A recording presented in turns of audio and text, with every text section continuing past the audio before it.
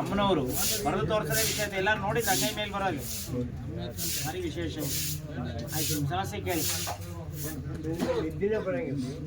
ಒಂದು friend circle ಒಳಗೆ 100,000 ಹಾಕಿಬಿಟ್ರಲ್ಲ. ಅವಳು ಹೇಳ್ತಾಳೆ ನೋಡೋಣ, ಹಿಡಿಯಪ್ಪ ನಿನ್ನ ಹೆಸರು ಕಟ್ಟಾತೇನೆಯಾ? ಹಂಗ ಹೇಳ್ಬೇಕು. ಯಾವ ಊರು? ಧಾರವಾಡನ? ಕೇಳು.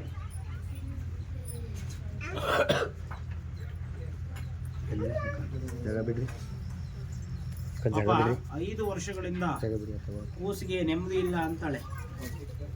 ಏನಕ್ಕವ? ಅಗ್ಲ ಹಿಡ್ಕ ಅಕ್ಷರ ಅಂತ ಅಲ್ಲ.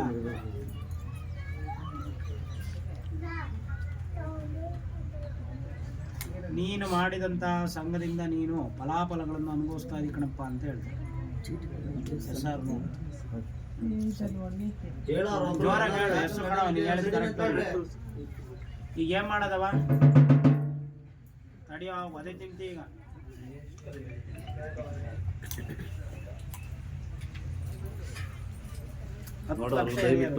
ದೇವ್ರ ದೃಷ್ಟಿ ಬಿಟ್ಟು ಸೈಡಿ ನಿಂತ್ಕೊಂಡು ನೋಡಿ. ಪಕ್ಕನ ಗಡ್ಡ ಲಕ್ಷ ನಿನ್ ತಲೆ ಮೇಲೆ ಹೊತ್ಕೊಂಡ್ ಬಂದಿದೆಯಲ್ಲ ನನ್ನ ಕಡಿಕೆ ಅಂತ ಹೇಳ್ತಾಳೆ. ಸರಿ ಆಯ್ತು ಅವಳು ಹೇಳಿರೋದು.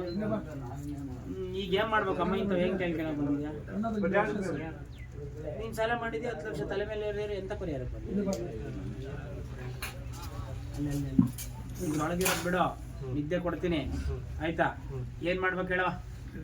ಈಗ ಅದೇ ಹೇಳಿ.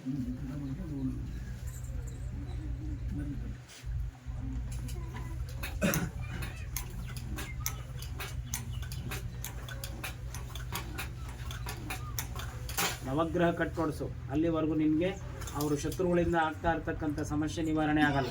ಅರ್ಥ ಆಯ್ತಲ್ಲ? ನೀನು ಎಷ್ಟು ಕಟ್ಟೋಡಿಸಿ 1,001 ರೂಪಾಯಿ ಖರ್ಚಾಗ್ತದೆ. ಹೆದರಿಕೆ ಬೇಡ.